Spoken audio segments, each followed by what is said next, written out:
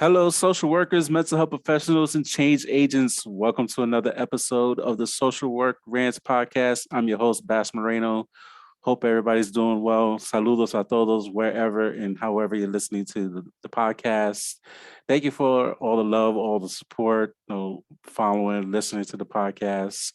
You can listen to the podcast on all audio platforms and also hit the subscribe button on YouTube. Type in the Social Work Rants podcast on YouTube. Hit the subscribe button. You can check all previous episodes. I think I'm up to 67 episodes now. So on Anchor, Spotify, iHeartRadio, you name it, is on it. So again, thank you for listening, checking it out, leaving, subscribing, following, sharing episodes. So thank you so much. You can follow the podcast on Instagram at the Social Work Rants Podcast. That's all one word.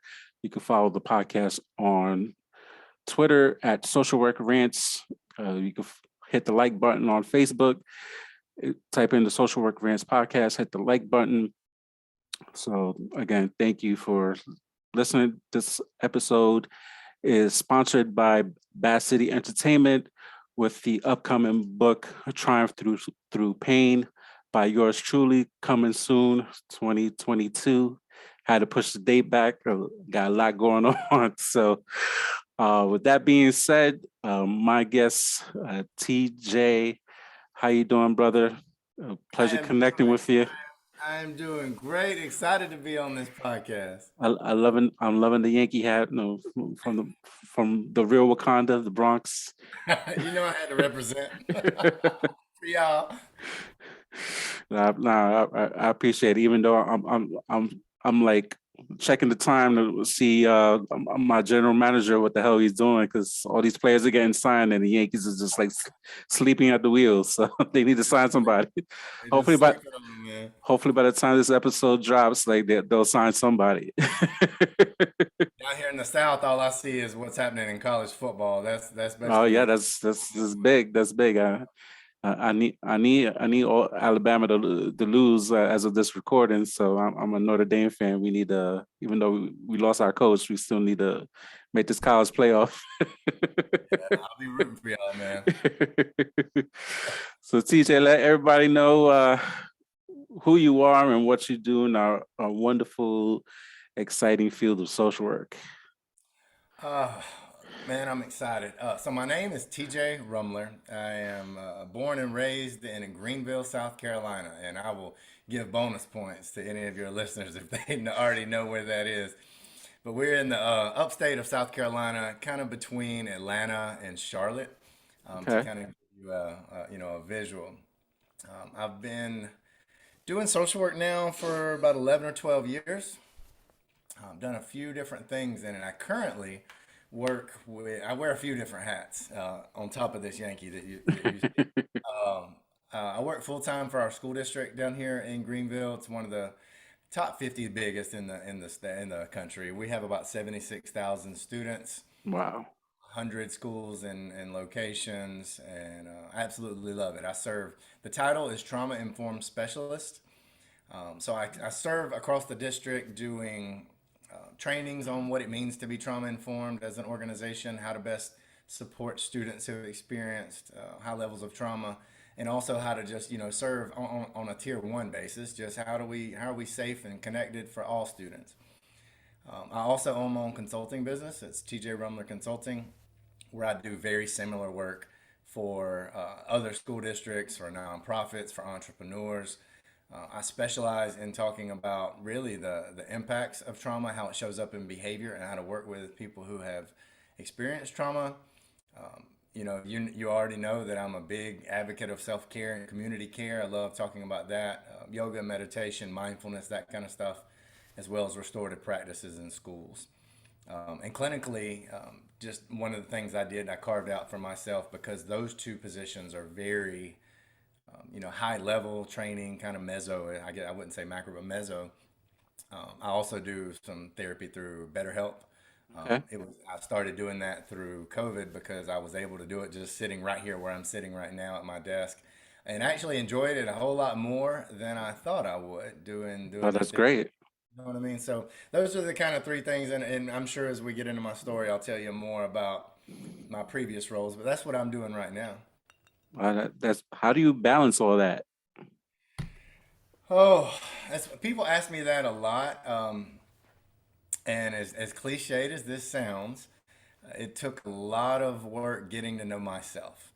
Mm, I spend a lot of time on my yoga mat, practicing yoga, practicing meditation, and I set a lot of healthy boundaries, both with myself and with my friends. Wherever I am, I try to be there. So when I'm at work with the school district, I'm fully there. And I have certain amount of hours that I'll put in after work or maybe on the weekends towards building content for my other business, for my consulting business. I'll do very limited amounts of trainings and actual in-person events with that to make sure that I don't get overstretched. And I keep a very small caseload with on the therapy side. It's really that part of it is not even about the income for me. It's just about keeping my clinical skills sharp and staying connected to the work, to be honest with you, because I right. found when I do more, like when I'm overloaded with trainings and coaching and all that, I almost start to feel disingenuous if I'm not still doing the work on the ground level too. But I also am very careful to make sure that I take time on a regular basis to spend time with friends, just connecting, being so called quote unquote lazy, watching Netflix. I play some video games every once in a while. There's nothing wrong with that. Yeah, yeah, man. It's you work hard, play hard, right? So I just make sure that on purpose that I'm exercising, that I'm moving my body. That's key to kind of stay in balance for me. And then also time with the people I love, but also alone time as well. Yeah, you need that a long time. You can have a partner that you love dearly, and that supports you do your thing, but you definitely need that alone time. You are a person first before Yeah. like you're like a partner to somebody else. And I even go as far to say like for me, I'm a dad of two kids. Like I got to do me first. I can't parent correctly. How am I supposed to be if I'm not well? And even if like go over there, like leave me alone, leave me alone. I need like my time. Like, what do you want? Like, so it's like you just need that time. And like I have no shame in my game. Like even like on my personal Instagram, like I purposely will put a meme if grandma's watching the kids and like party time, like like so like Love it. I that keep it real, but you have that's part of the self care, like Yeah. as a person, for people who may know my story, when I got divorced and like separated, divorced and started dating again, like it was like, all right, like here you ship the kids to grandma, like I got a date, like I'm going to a concert, like so like I gotta do me. So and then I come back and like, okay, new school week, like let's go, let's get it together, go to school, take you to school and check homework, help with homework and fight and fuss over the homework, which That's kind of weird. I kind of miss that because my kids are not getting homework. Everything's on the damn iPad, and yeah, it's man. kind of hard to check work or what the hell they doing in school. So it's interesting how well we still in the pandemic. So, but Yeah, just we are.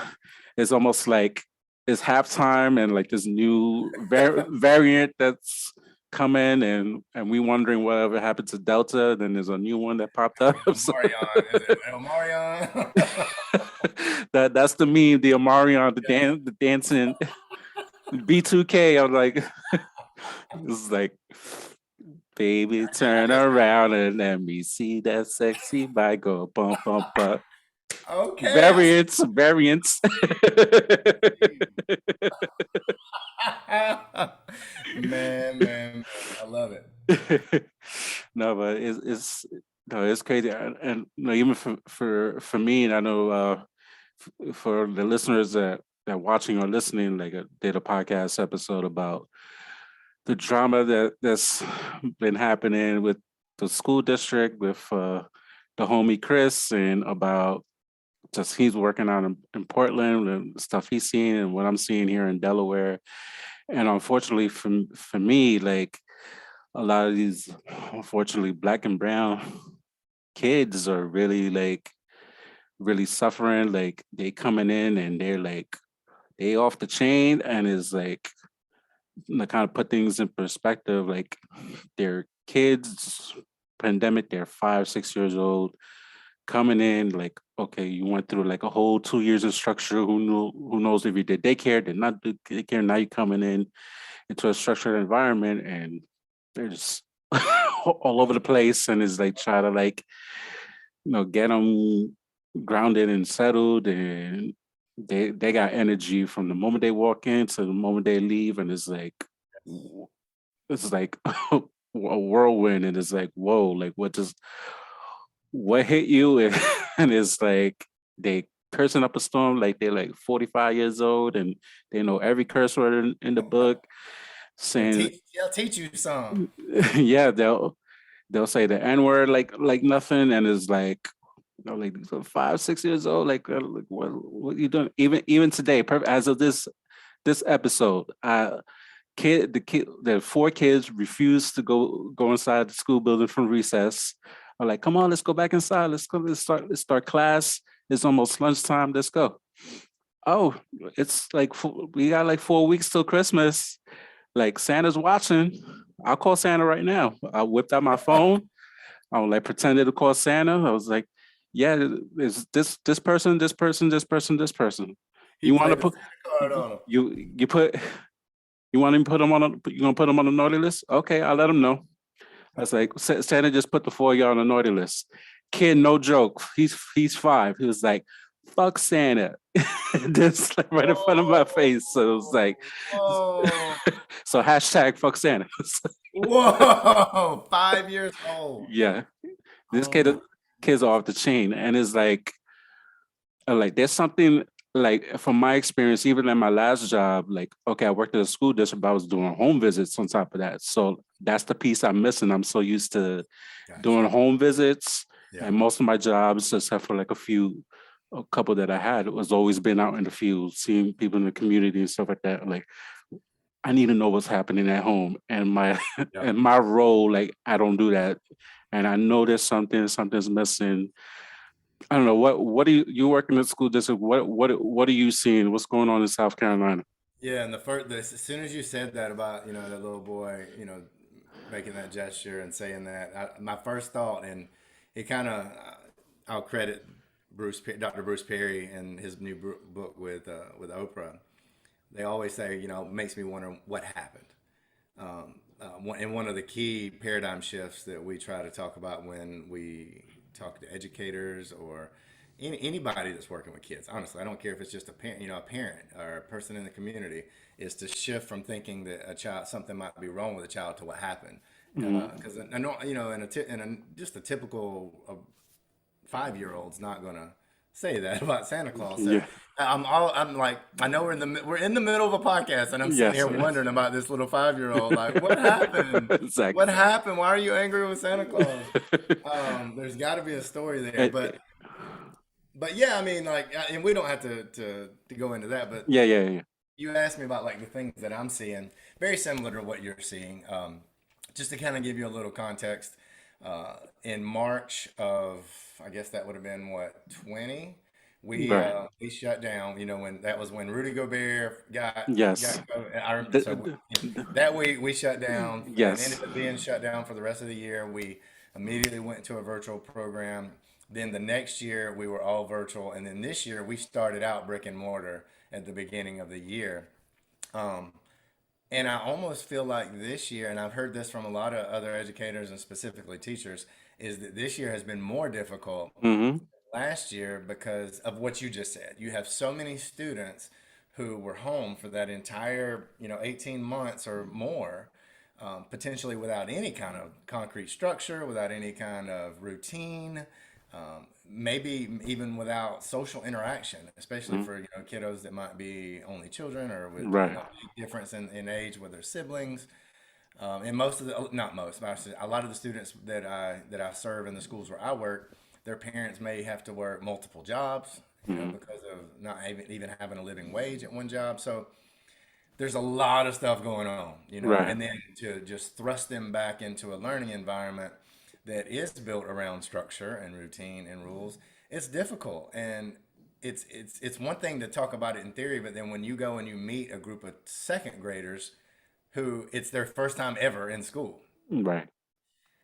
like I think a lot of the behavior problems that we see are were totally predictable. Yet somehow I think it still caught us off guard in a lot of ways. Yes.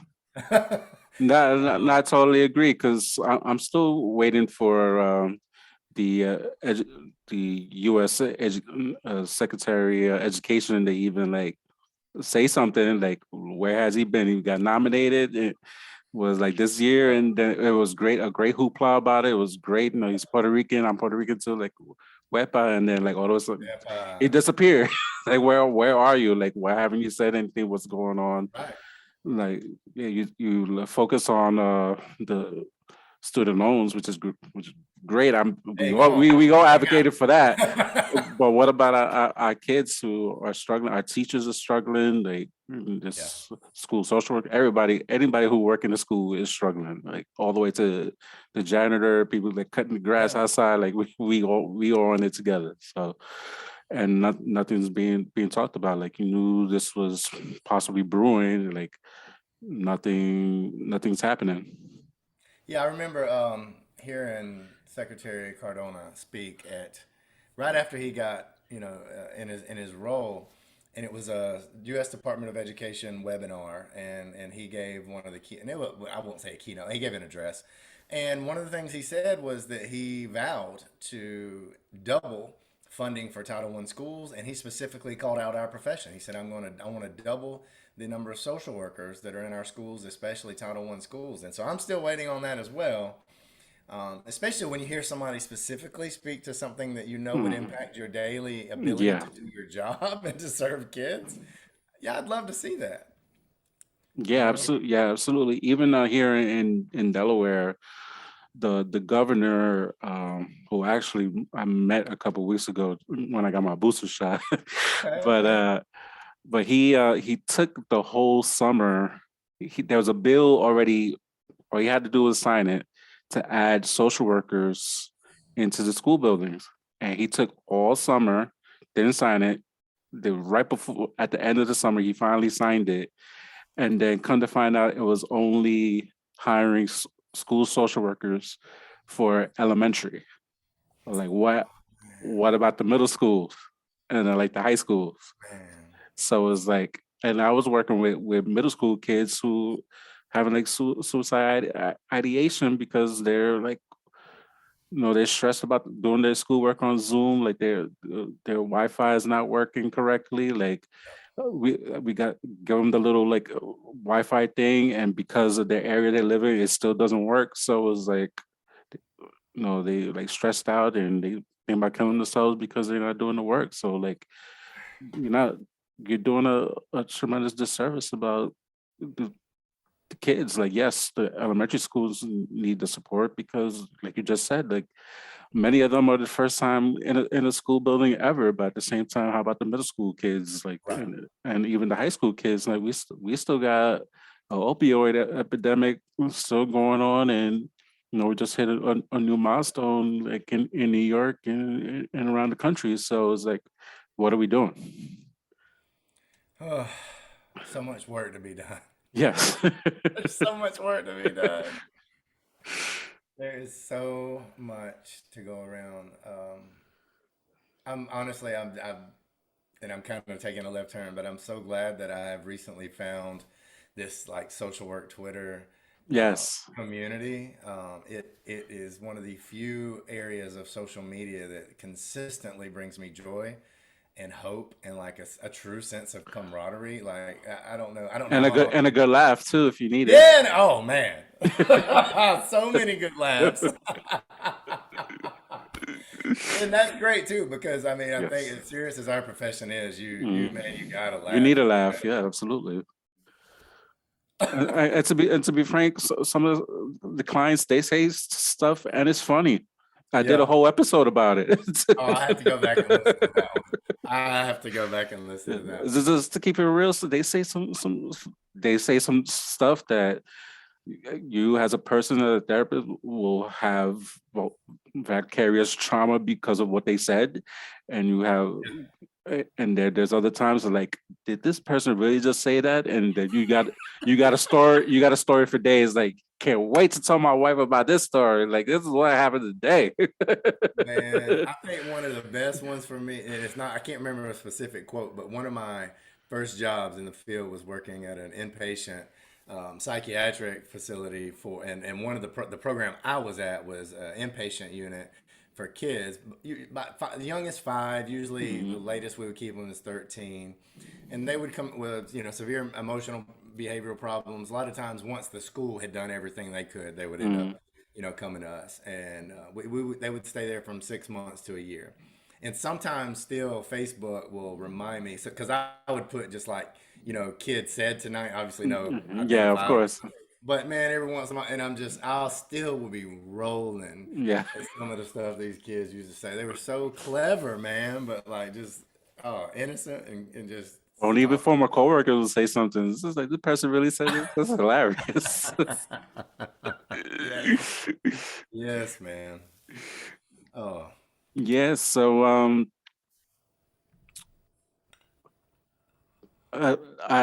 right before we went on, I was yeah. watching your TED talk. Oh, Powerful. thank you. I loved it. I wish the clip was longer. Yeah, yeah. It's Thank you. um. First of all, how does you got on TEDx as a social worker? How do you Okay. gotta get on TED doing a TED talk? And yeah, and I hope that the other social workers who are listening pay attention because we need more of us doing TED Talks. It's such a great Oh yeah, platform. absolutely, absolutely. It's one of the most proudest moments of my day. So I'm happy to, I mean, of my life. So I'm happy to tell this story. So I am probably, I imagine you're the same because you're on, you run your own podcast, but I love to talk. I love to run my mouth, especially when it's something that I'm passionate about and it's something that I care about. And so I'm one of those I'm gravitating towards training. I always have like been one that loves to teach on a topic, and even like in grad school, when they would be like, you got to do a presentation on a certain type of theory, I Right. would pick one that I didn't know about because it would force me to learn. So one of the topics that that I love to talk about is trauma. And so I mean, probably 5, 6 years ago, I was doing some basic introduction to trauma course trainings for our area, and one of the things I was working on a lot was alternatives to suspension because I had a short time that I worked as we call it an attendance supervisor, but it's a truancy officer. Not a traditional social work position, but I took it as a challenge for a couple of years, and that's really when I started to learn about the school to prison pipeline and how that whole dynamic works and just the injustice of it, like really digging into it and seeing it Mm. up close. So I started to do some research on what are some things that we could do in our community instead of just suspending kids out of school. And that turned into a training itself. And one of my friends heard that training. She had done a TED Talk before and was like, that needs to be a TED Talk. Well, it Mm. scared the hell out of me because and here's why, Baz, is not even just the platform, but that training that she heard was 3 hours. And they were Wow. like, well, you can do it, but you have like 10 to 15 minutes. I'm like, how am I going to squeeze all this? And the TEDx process is fantastic for helping you with brevity, helping you take a big idea and really getting to the heart of what do I want my audience to walk away with. And I was able to do that. Somehow I took a 3 hour training on a topic as big as the school to prison pipeline. Mm. I felt like I got to the heart of what I wanted to say, and I believe mine was about 13 minutes. Yeah, it was about 13 to 15 minutes. Yeah. Yeah, and it was a long process of just cutting and cutting and cutting. Like when I thought there was nothing else to take off the bone, my coach was like, "Nope, I need more. I need more." Um, and finally, that day came, and I was the second to last person that day. And if any of my co-presenters from the day are listening, I'm not trying to gas you up. It was a great lineup. And I remember sitting backstage just thinking, oh my God, that person was so great. I don't know. And I was so nervous This is where mindfulness comes in my real life. That I went and pulled up some photos of some of the students whose stories I opened that TED Talk with, and I just did a little meditation there. I get like choked up talking about this. I did a Mm. meditation right there in the back of the arena, um, and just kind of grounded into why I was there. And when I walked up there, it was almost like it was out of body. It was like I was speaking for them, or they were speaking through me. Mm. And it was just one of the most like effortless things I've done. I guess preparation's part of that, but I think also staying connected to why I did it was super important. Yeah, no, it was definitely great. I was like, wow, this is like, and that happened a few years ago, and it's still relevant, to this very day, to this very, recording of what we're doing. Because when I was working at my previous school district, like I'm not working directly in the schools, especially when was trying to be COVID free. Was like what in my head I'm like, what are the schools are doing for these kids? And then I'm in the schools, and then I'm still asking the same question: what are we doing with these kids? Like we have all these behaviors and all this stuff going on, and then for myself, I'm like, some of these parents don't even know like how to ask for a IEP, like, or anything like that. They've like been struggling. Like I know my kid has these behaviors. I don't know where to go ask for help, or how to go about asking for a smaller class size, or things of that nature. How to go about doing that, and like you gotta like do an assessment to figure that out. Oh, like you actually just need the education on the process and to try to help you. And then obviously there's all the red tape already with the schools and the districts, how already they do things. So it's like trying to balance all that out while still trying to provide a service to our parents. So sometimes they just, parents know the system and they know how to do this. But a lot of parents don't, and like we talked offline about our Spanish speaking families and things like that, and like they're really like uh, out of the loop, at least here in my town that I live at, and school board meetings don't even address their needs whatsoever. So it's like how do you go about trying to like help what all these different families and all their needs. Um, it's similar here, and you probably wouldn't think this, but we have in Greenville a very large Hispanic Latino population. Oh, I Some of the believe it. My some of the my schools my where I pop serve. my pop told me stories about him in South Carolina. Oh yeah. Yeah. Okay. I wanted to go down that road, but I'd love to hear that. I'd love to hear one of those stories. I don't know if we'll have time. But we have like some of the schools where I work are 50 to 70% Latino, and I'll say that our district has come like miles and miles and miles in our ability to serve. But it's also not just a school district thing. We definitely take a community approach. One of the hats I wear, I'm the vice chair for an education team for a group we have called the Hispanic Alliance, that serves all Hispanic families in the upstate of South Carolina. We have a legal team, we have an education team. We do things like a couple other teams, like community-based teams.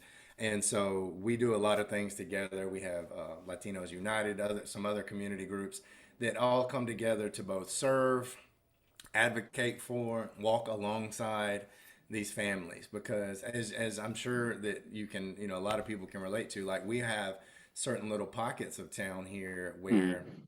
you can do everything you need to do, from get your hair done to buy your groceries to buy a car to get an attorney, and never speak anything outside of Spanish. There's these little, autonomous communities, and what those groups are great at is being a conduit between bigger organizations that are traditionally, suited for white, middle class, upper class people, Right. and be able to, kind of bridge that Gotcha. gap, because they're trusted. They're more trusted. Yeah. And, I think we are doing a lot better job than in the past.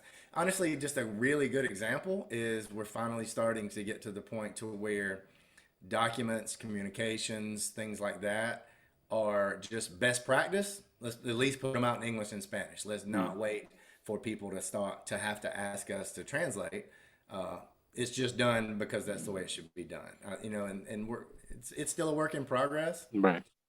Um, I found myself, actually, being in the community, and found that, having a piece of paper in Spanish didn't help because the families couldn't read or write in Spanish. And it's like, so I found myself doing extra home visits in a pandemic and like trying to stay safe, but I had to go out and like provide the information to the families of what the district is doing for the kids, whether yeah, the kids have school, like don't have school, like or what have you. And like I had to go out like, hey, this is what's going on, and provide the resources that the school is trying to do, giving out free meals. Like, hey, the school's giving out free meals on this day from this time, and I had to go out and do that. So were you or did you see a similar situation where you're at?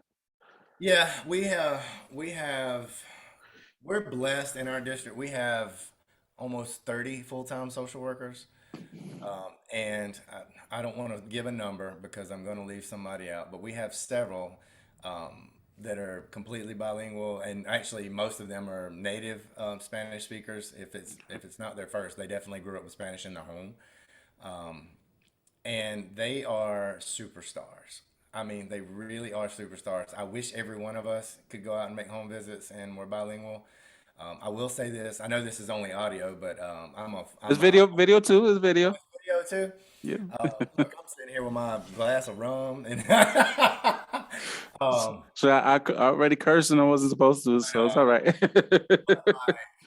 but one of the things, and I'll get back to that, but like one of the things that I have found that has helped me tremendously working with my Spanish speaking students and their families is about 4 years ago. I just was like, you know what, I'm tired of not being able to communicate, and I would see families like especially we have a lot of newcomers to the country, Mhm, and many of them, their parents are only Spanish speaking. And I mhm. would see, as therapists, we're trained to pay attention to somatics. And I'm going to nerd out for a second because I would see moms specifically, they would come into a school and I would be sitting to wait on a student. So I observe and I would see them tense up in that moment when I don't know how somebody is about to treat me.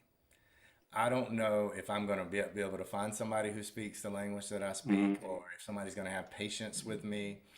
And I would see from school to school, from interaction to interaction, how different that landed if they got somebody who was Spanish speaking, or at least somebody who was patient. Right. And so I'm impulsive also. So I signed up for a Spanish class and then booked a round trip ticket to Medellin by myself. And I was like, I want to know what that That's feels dope. like. That's dope. And I'll never forget landing in the airport, man, and just like I've never, well, outside of being in combat, probably never felt so like just fear without a legit like threat to my Mhm. life. You know what I mean? Right. That fear response was happening. And we're talking about Colombia for those that don't know. Colombia was a, oh yeah. We For have those our for those that don't know, especially my beautiful fiance was geographically challenged. Something like that. yeah, man, and like that just honestly it gave me so much more empathy that I couldn't have had Mhm. prior to that. And it started a love affair between me and the Spanish language and the Latin culture.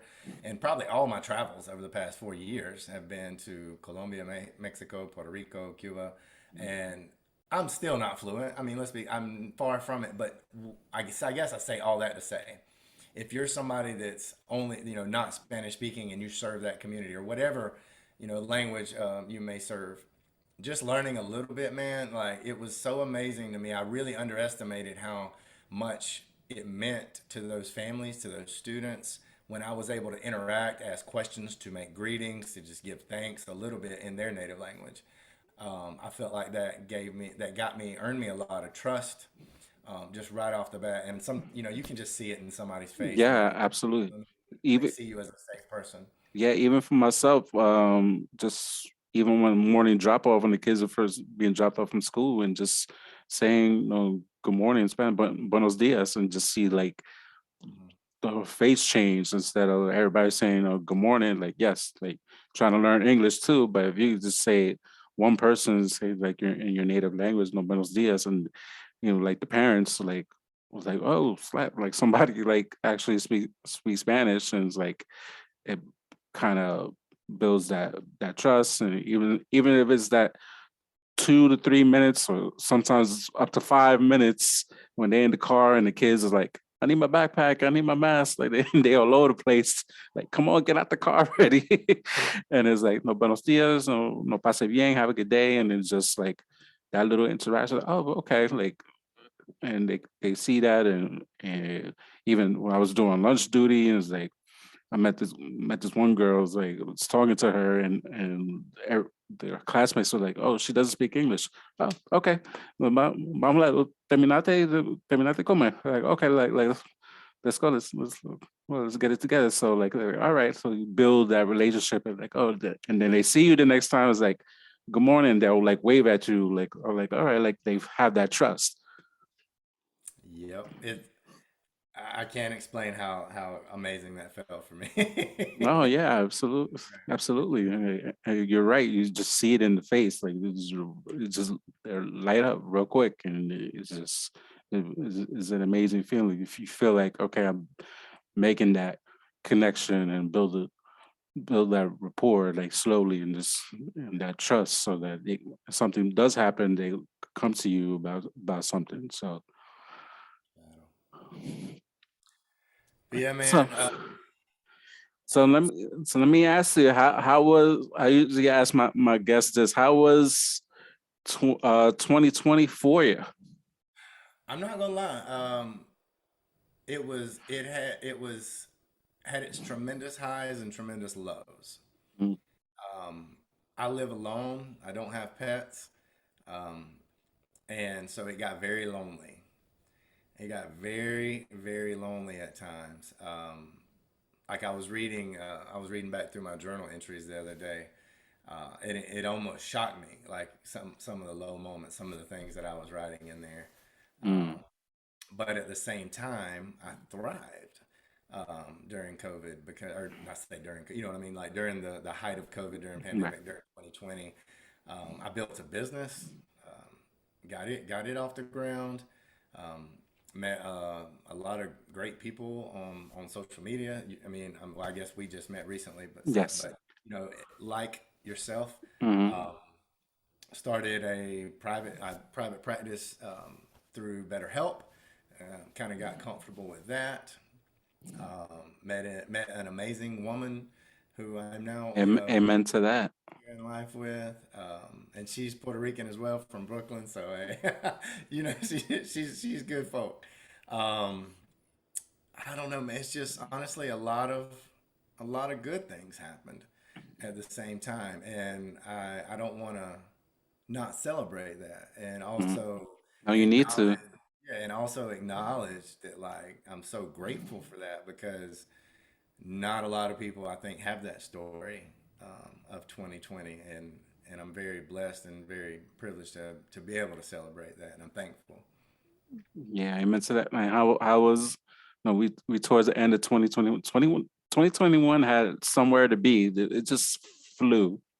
Like, Man, I can't believe, like, this podcast that started is about to be 2 years old come January. So how was 2021 for you? look, man, hey, I can't believe it's almost over. I I know, that's my point. Yeah, I really, it just seems like it just started.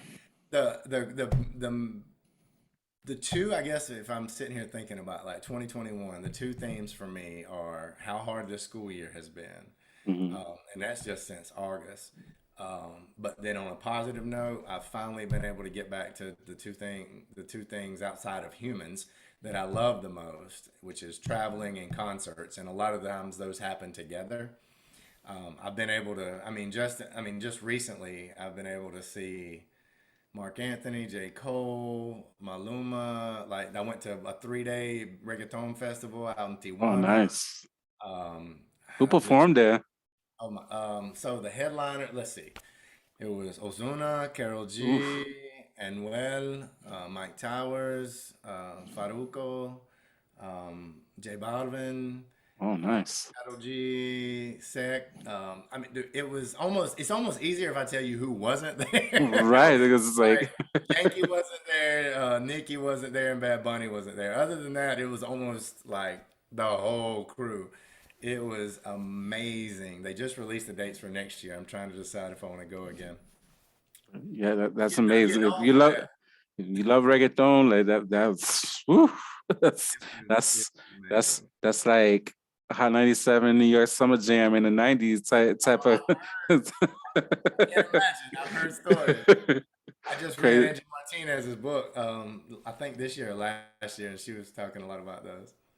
Yeah, I actually met her like going on like 3 years ago. She was cool. Like, Oh, word. yeah, so yeah, yeah, I love reggaeton as so I also do Zumba on the side. So Okay.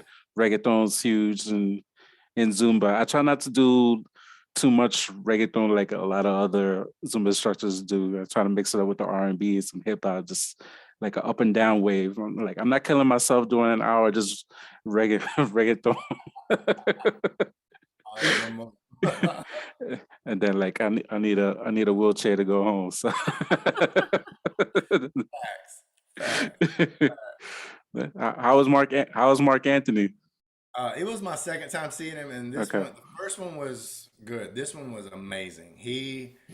Oh my God, that man's a performer. Like it was so great, and we got floor seats so we could dance a little bit. Okay. Uh, it was honestly, he put on such a great Yeah, show. he sings it exactly like on the CD or Yep. on you download his music on the iPhone and he sounds exactly just like that. And he's still making hits. He's just nothing but hits. Even the other day, like driving my dad, it's like, man, Mark Anthony, every song he got, is just a hit.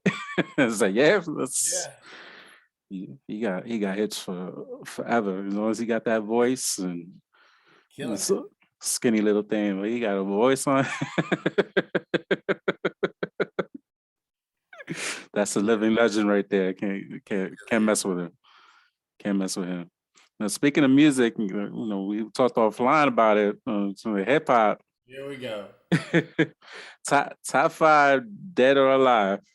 So, I can't remember her name. Was it what was the lady you had on here from that was doing the hip hop therapy when she asked you and I Brittany. No, Brittany's Brittany, awesome. Brittany, I'm sorry if you're listening. I know I just talked to you on Instagram. I already forgot your name. Uh, but I remember What's up, Brittany? She mad cool. She mad cool. so she said like, and I'm gonna answer it the way she did. So not who I think are like objectively the top five, but as far as influence on me. Number one, it's like number one, and then one, two through five are no order. Number one is Right. Tupac, like hands Mhm. down. Like Yes. I can remember being, a kid in high school, and like somehow thinking that this, that I was like, oh, I feel like I understand, like he understands me, and like I just really the duality of this man, how he could be so like hard and raw on one side and then be so, no, I don't want to use the word soft, but like emotional and in touch Yeah. with, his all of his emotions and like I use his poetry and his, his work and his music when I'm working with kids, especially high schoolers. That man just he's gone way too young. And I really related. Y'all got it Yes. talking in that podcast about how great would a Pac album right now in this political climate be? Could Yes. imagine. Oh my God. What a cursed out 45 in a heartbeat. Ooh-wee. Um, but all right, so that's one. If I can use them for just one, like one instead of breaking them up, Outcast. Okay. Um, Outcast as a Southern boy, like that was the first when I heard Southern playlist at Cadillac Funky Music. Yes. It was like I already loved hip hop, but that was the first time I saw myself in hip hop. Mm. Like felt it, and I was like, oh, Like I feel represented, and like throughout their whole career. I love Three Stacks, but like just as a group, I love them. Sticking with the South, probably Ti is up there Okay. too. I I love definitely, his swagger. Like, yeah, man. I mean, I I think he could do just me. I'm gonna be real. He could do better on the wife side. Just like, he's a good looking dude. But, like, I'm like, That's his ride or die, though, yeah, man. that she ride or die for that's for life. Like, he done stuff on the side and she's still there. It's like, They got stories on each other. yes, You know? yes, yes, yes, yes. I'm gonna leave it at that. Like, They like Ghost and Tasha. But I, I'll probably have to say, dang man, this is hard. J. Cole. J. Cole is for the similar reason I love Pac. I think I love his lyricism, his wordplay. And damn, I got on my last one, huh? It's always that I can't get into him. I can't get it. none. Oh I can't. no. Okay. I gotta maybe listen to him more, but like Jacob, like I know people love him, but I just not my cup of tea. Oh, I can't believe no Biggie, obviously. It was funny. I went through this like little phase where I didn't want to listen to Biggie when they was doing the East Coast West Coast thing. I thought I had to ride for Pac, even though I'm on like about as east as you can get. And I'm gonna say honorable mention. I was in New York as a writer for Tupac. I'm gonna say honorable mention Nas because I think Nas don't get enough love in this No. conversation. He's getting his flowers now, but yes, Nas He is. is. Man, look, his body of work. He doesn't get enough love. I Hey, just just beating Jay-Z in the rap battle is enough for yeah. Facts. man. Facts. That Ether, I love Takeover, but Ether, woof. Killed them with that ether. Yes. Yes. And I love how people use Ether for memes now, and it's just like especially the political climate with it. And like I've seen some stuff. It's hilarious. Man. uh, I love we can have this conversation just for you. I always have a difficulty with five because at least number five, just because I just love so many people. Definitely Tupac is one. Definitely Biggie. You know, Jay-Z. I could still listen to Reasonable Doubt and For sure. like forget everything else after. I know people like all the other stuff, but no reasonable. I'm still stuck on the '90s. I play like the satellite radio, just '90s up to like 2005. Like that's it. That's like my golden era of music. And definitely like Nas. Like I love Ice Cube and like West Side Connection as the group. Definitely like old Outcasts with the throwback Atlanta Braid jerseys. Like Make me go get my Atlanta fitted. no, definitely like listen to like some Ti and like you just see like his progression like as an artist and still like relevant to today and Jadakiss. He's Okay. just Jadakiss by himself. Like the Locks are good. I only like Jadakiss individually. The other two I don't care for as individual artists, but together as a group they cool. But Jadakiss, like he's always been the breakout star of the Locks. So definitely got to throw in Little Kim. Um, Foxy doesn't get enough love. That first when everybody had the debate and the Vibe when Vibe magazine was out and both of them were on the cover. Like you got to pick a side. Yeah, I remember that. It wasn't as clear. Like now, like if kids would probably think obviously it was Lil Kim. Like it Right. wasn't clear back No, it then. wasn't clear that. No. And I heard they're going to do a versus against each other. That would be amazing. It's going. There's gonna be I some. hope that happens. Yeah, I do too. Just take me back to senior year of high school, just listening to Man, I still listen to hardcore from time to time, like typing Yes, I do too. typing progress notes, like I do got it too. going on, but what Yes, yes, yes. I know what you mean. I know what you mean, man. No, obviously, no Biggie, and like then like Big Pun came. No, Fat Joe doesn't get enough love. I still pump a Flojo from like '93. So, Hey, man. and I even used that song when Biden won. Like, got a Flojo. No. Give you that. Man, I was a freshman in high school. Yeah, so it's just a lot. It was a lot of great music back in the day. It's not even close to the same now. Obviously, Drake is killing it. He's been killing it for a while, and you know Lil Wayne had a Love good me.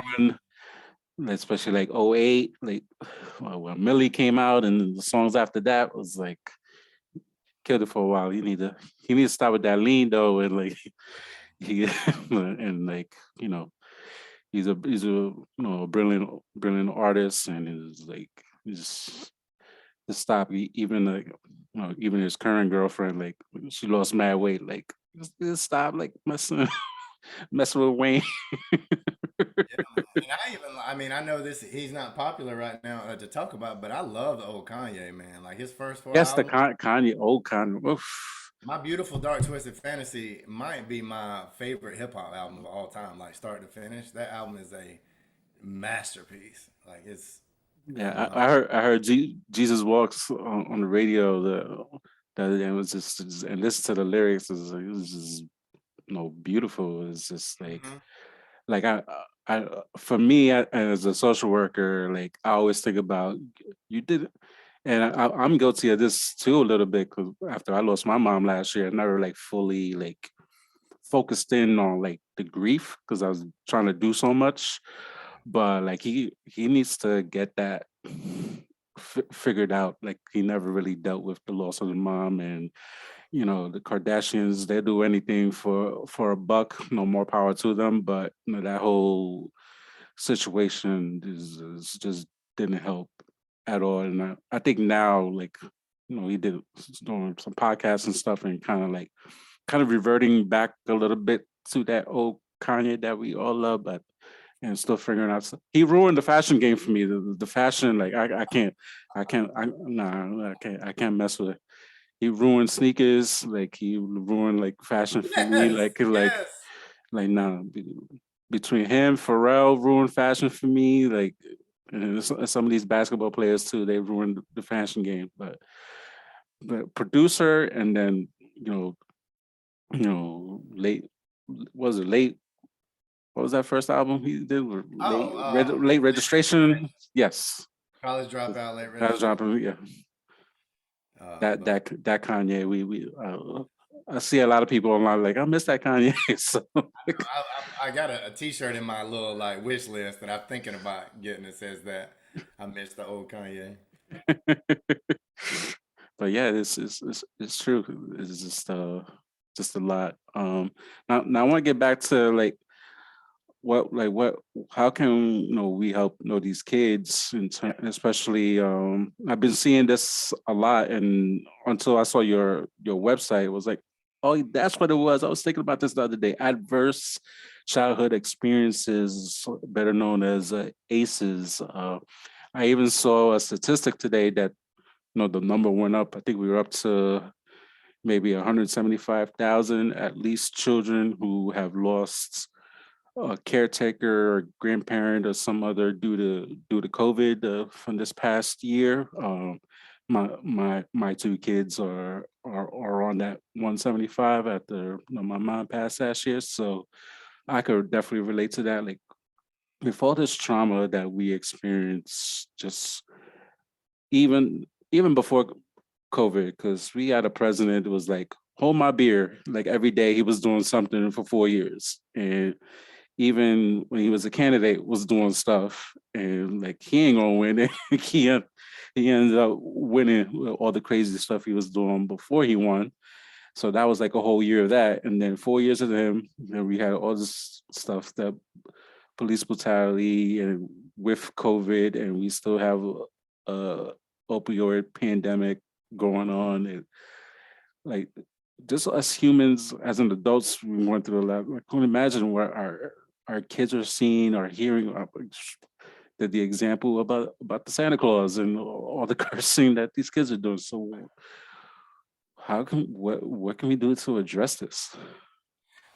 So that's a very, very hard answer with a Yeah. lot of layers to it. Yes, there's a lot of layers. Yes. So when I have to give like a very like quick answer to this is I kind of say I like to work with brain state. So like conscious discipline is a program that we like to use, and they talk about the lower part of our brain back in the brain stem being, a safety state. And so when we feel threatened, when we don't feel like, or maybe our basic needs are not being met, a lot of times we're operating out of that safety state. And then as we move up into that midbrain in the limbic areas, we're operating out of more of like, I need to be connected. I want to feel like I'm connected with others, and then we can finally get up into this executive state where we're ready to learn, healthy, calm, safe, ready to learn. So what I don't want, like teachers or educators to feel like they have to do, and I've seen this happen over the past few years, is teachers have.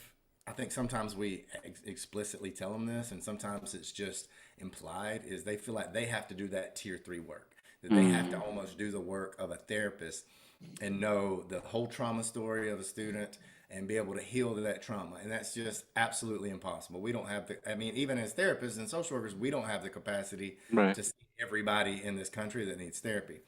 So if we can kind of take that and flip it on its top and say, all right, what can we do best for all students, whether they experience trauma or not, is one, let's start back from that. Let's make sure all students are safe. And you know what? Let's extend it to the adults. We'll make sure that everybody that's in that school, in your organization, your nonprofit, feels safe. And I'm talking physically safe and psychologically safe. Hmm. So, I mean, and we can dig into that. I don't know how much time we have, but really just to make sure that somebody feels like that they're safe people, they Right. can be themselves, that they're represented. Um, and then once we can do that, then you make sure students are connected. Make sure they're connected with at least one safe and consistent and trusted adult, and then connected with each other. And then if we can do that, honestly, if we can make sure, if we can just get to a place where all kids feel safe and connected in our schools, behavior, academics, all this stuff's going to start to improve. It's going to start to change for the better. But I think a lot of times we get the ahead of that. We try to do things in the wrong order, and we'll try to jump straight to like addressing the learning gaps and behavior issues when these kids don't even feel safe in school yet. Right. Right. Absolutely. And I even see that in some of the meetings about trying to fill in these educational gaps and trying to figure out what the best way to go about doing that, and doing these assessments as to where these kids are at in terms of their academics. Some are nobody's at grade level. Like everybody is at least a grade, at least one grade level behind. No matter if they went to Zoom every day, like they still, you the virtual learning didn't work for the most, at least from my experience, from what I've seen, it didn't work. And from what I just seen in the schools district, this year, like it just didn't work. The kids need to be in the building. Obviously, got to be safe. We're still in a pandemic. Who knows what this variant is going to do now? Just who knows? But if there's a way to do it remotely that the kids are actually going to learn, like I mean, even my last school district just saw a brand new generation of latchkey kids. We got like 8, 9, 10 years old, um, trying to do Zoom by themselves in the house. Like they ain't gonna do no Zoom. They're gonna be home, like they're already home playing video games or doing whatever, and they don't want to be in class. So it's just there wasn't a lot of learning done.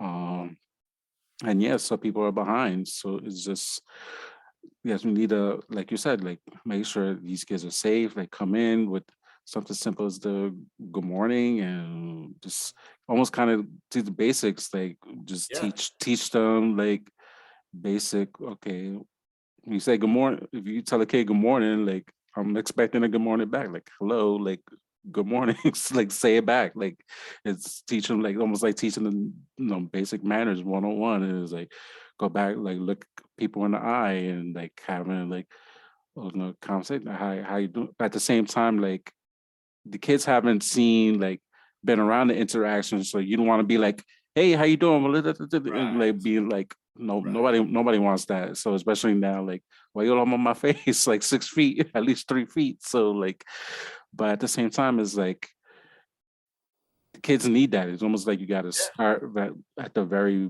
basics. It's like almost like dealing with in a way dealing with the toddlers that you're showing them from young, like this how you greet people, like with the right hand and you shake hands, or you give a Yes. fist bump when you use you give a fist pump, but you use your right hand, not with your left, or when you do Yes. the when you do the pledge of allegiance, it's like the right hand over the heart, not the left. Or like, I seen people see a couple kids do like this, so it's just like little basic. Though it's the little things like my ex-wife, God rest her soul, you'd be like, it's like the little things of the relationship. It's the little things that you gotta build that back up. And it's just like, okay, like, want to hear about test scores? Like, yeah, like people behind and trying to figure stuff out, and that's your job. Like, you teach them, but at the same time, you got to throw in the cultural piece. You got to throw in all the stuff that they might not be getting at home.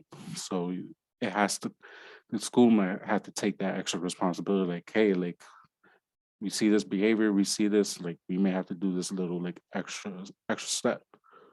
Yeah, and it's funny you mentioned Ice Cube earlier. One of the things I'll say sometimes is just like the great poet Ice Cube used to say is you got to check yourself before you wreck yourself, and I apply that to like in reality to self care and community care, and it's those little things we talk about that in this high level conversation, but also like if I were to have an argument with my significant other and I carry that straight into the school building in the morning without really taking the time to ground and kind of get out of that before I engage with these students, that could change me from greeting a student with a genuine smile and a good morning to the first thing they hear from me is, "Hey, where's your ID?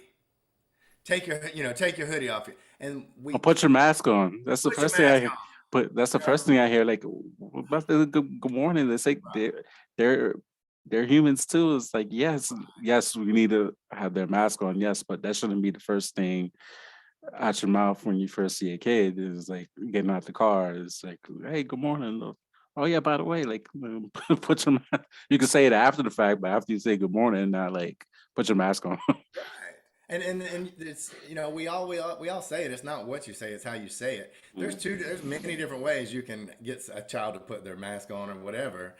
You don't have to yell at them and be all overbearing and authoritative. Like honestly, I've got just as much compliance or respect from a student just from lowering my voice. And sometimes you don't even need a voice. You can just with a look and a Mm. gesture.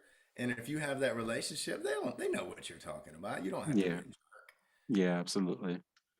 But it's just these little things that I've noticed, and I work in more than one school building, so it's just like it's the little things like that. Like, yeah, I don't want to bring no stuff home, like nobody does, but at the same time, like don't want to be being a-hole to a kid, and just like if they do something they piss you off, I'm like, well, like it's like you can't touch somebody you want to sometimes, but you're like, They're man, still a kid, yeah, right? exactly, they're a kid, exactly. So even today, like I had it, like one of the kids was on the floor, like I felt like doing the Hulk Hogan leg drop, like. Yeah, Hulk Hogan. But I was like, come on, get up from the floor, man. The floor's dirty. Like, come on. It's like you're messing up your recess time. Get up. But it is what it is. Yeah. Now going back to your TED talk, there's one term that you used and that I love. I'd like to learn more about it. Is restorative justice.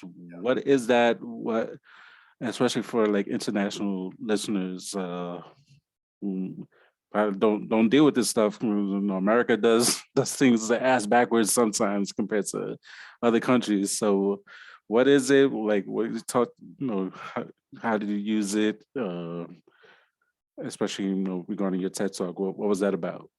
So restorative justice is actually, I've actually adopted the phrase restorative practices to kind of move into more of a proactive way of doing some of these things. Um, it was originated in the criminal justice field, and now a lot of schools, nationwide, a lot of communities, neighborhoods, and neighborhood centers will use these kind of practices. Well, actually, back up. This practice was actually originated in indigenous communities. It didn't originate in the criminal justice system. Hmm. It's used. If you think of I'm trying to the countries of like New Zealand, different African nations, and there's all kind of like tribal communities that I mean for hundreds and thousands of years probably have done this. And if you think about a small village of maybe 100 or smaller people, it they would sit around, and if an injustice happened, if harm was done, they would want to find out what harm was caused, what happened, Hmm. who was affected, and what can we do to make this right? Because we don't want to ostracize or remove this individual from our tribe, from our community. We want to keep them in the community, keep them in the folder, or if they feel shame, we want to bring them back in. And back then, it was literally like survival depended Hmm. on this, right? It was also the right thing to do, but it's also an important thing to do. Um, and now you see this concept being used in schools to really it's to build community, to strengthen relationships on the proactive side, and then also maybe after harm has happened to find out what happened, who was harmed, like who was affected, and what needs to happen to repair any relationship damage that was done. Hmm. It's actually, in my opinion, I feel like it brings a higher level of accountability to the community, to the family, and to an individual who caused harm than just like a traditional punishment matrix might. Because it forces everybody to be involved in that consequence forming, situation, in that the way that happens, and then it brings some closure and some healing to whatever that situation was. It's hard work, but that can look like something as organic and frontline is just changing language to like affirmative statements. So like let's say me and you were friends and I felt like I was trying to do something like if I was your roommate and I was over here talking during your podcast, Hmm. it would instead of you saying shut up man, you being mad disrespectful right now, you might say yo, I feel real disrespected when I'm doing my podcast and I can hear you over here talking.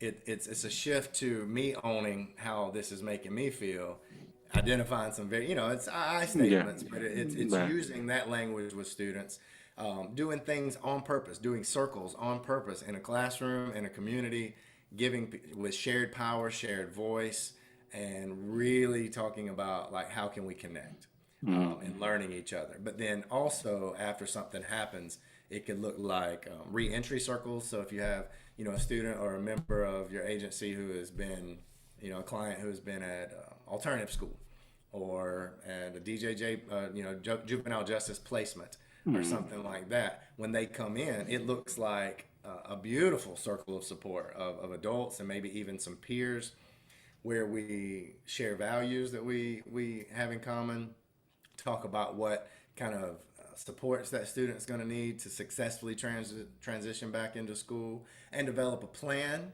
of how that student is going to succeed, and then identify advocates who are going to help monitor that plan and make sure that that student and their families are doing what they need to do as well to make sure that plan is successful. It's work, man. It's work, but I've seen miracles through that process. Yes, it sounds like a lot of work, but it's definitely no, it's worth a shot because communities, we all struggling, so Yep. somehow some more than others, but it's definitely it needs to be something needs to be done. So it's just one day at a time, and the school year is rough. Like we just had Thanksgiving here in America, and for like the past month, I was like, can't wait for Thanksgiving break. I'm not big on things. I'm not a big Thanksgiving person because I'm always like a person is always grateful. But I was like, can't wait for this break, man. The week with no kids, like they can't. At least, Now I'm like, I can't wait for the Christmas break. Like I this, know. these 4 weeks need to hurry up. You have any big plans for Christmas break?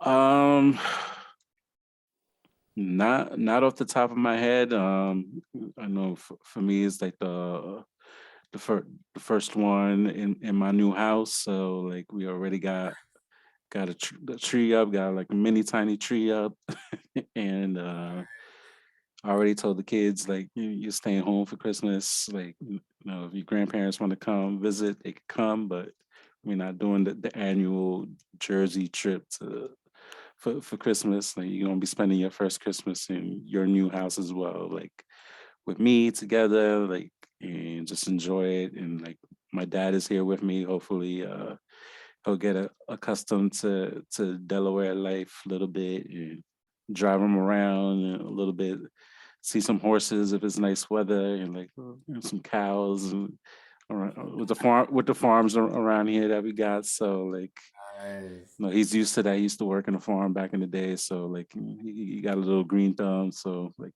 he could appreciate that. So Yeah. just being with family and finish these podcasts episodes, record them, and have episodes drop every week for the rest of the year. So all the way through Christmas Eve and New Year's Eve, and go into the new year hot Okay. and try to be done with this freaking book and try to get some these headshot pictures. Try to put it in the book and try to January start fresh, man. It's hard, man. I'm trying to write one too, man. It's whew. Good luck. I'm glad you're almost done. I'm done writing. Is just like the extra piece, like writing like the back cover and finding a headshot like for the back cover of the book and like getting finding learning ways to the best ways to like promote it. And I got a coach helping me, and we're doing like another like writing Nice. challenge type of thing soon. So like I'll put money into it that I'll get back on my taxes next year. So just learning like the business side, like we talked about before, like especially with my peer. Yeah. We talked about not we didn't learn all this business stuff in grad school. So it's like you gotta learn like Yep. form it with my own LLC that I got. So it's just like building so that 2022 I could start scaling the business and making the money, making Man, some money. I love it. I love it. I can't wait to get a copy, man. Yeah, thank you. Yep, it's already out. Like, well, the writing's done. It's just a matter of like getting it out. So it's coming soon. And then I need to do some Zumba too. I know it.